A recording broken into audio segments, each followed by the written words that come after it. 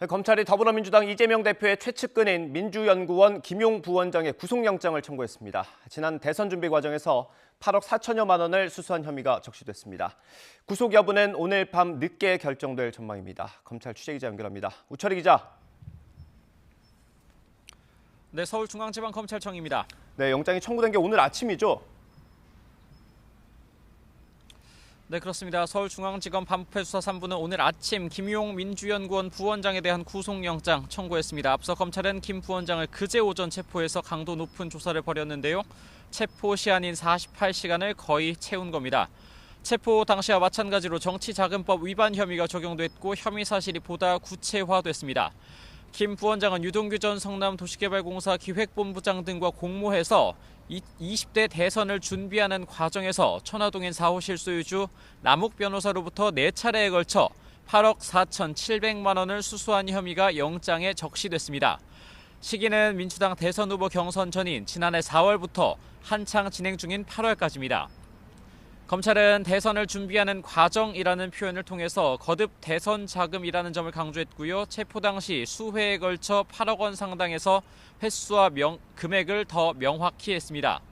검찰은 대장동 개발로 막대한 이익을 챙긴 남 변호사가 돈을 마련했고 유 전 본부장을 통해 김 부원장에게 전달된 것으로 보고 있습니다. 특히 언제 어디서 얼마를 전달했다는 내용이 적힌 중간 전달책의 메모를 증거로 확보한 것으로도 알려졌습니다.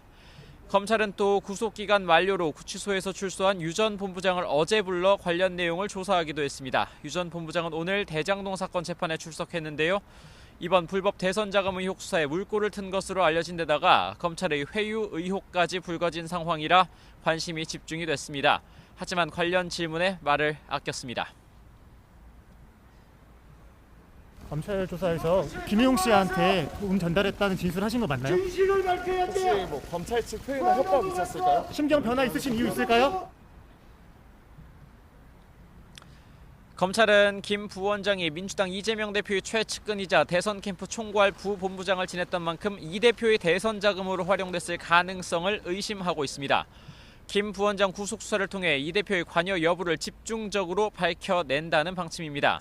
이원석 검찰총장도 어제 국회 국정감사에서 자금의 성격과 사용처에 대한 수사가 이루어질 것이라고 밝혔습니다. 검찰은 나아가 김 부원장이 성남시 의원으로 재직할 당시 대가성이 있는 돈을 받은 게 있는지도 들여다보고 있습니다. 김 부원장은 불법 자금 수수 의혹은 전혀 사실이 아니라는 입장을 고수하고 있습니다. 네, 그러면 김용 부원장의 구속 여부는 언제쯤 결정되겠습니까? 네, 오늘 밤 늦게 결정될 것으로 보입니다. 서울중앙지방법원은 오늘 오후 3시 반 김 부원장에 대한 구속영장 실질 심사를 엽니다. 법원은 김 부원장 신문과 검찰의 수사 자료 등을 검토해서 구속 여부를 결정할 방침입니다. 법원 출석 과정에서 김 부원장의 모습이 체포 뒤 처음으로 공개가 될지도 관심입니다.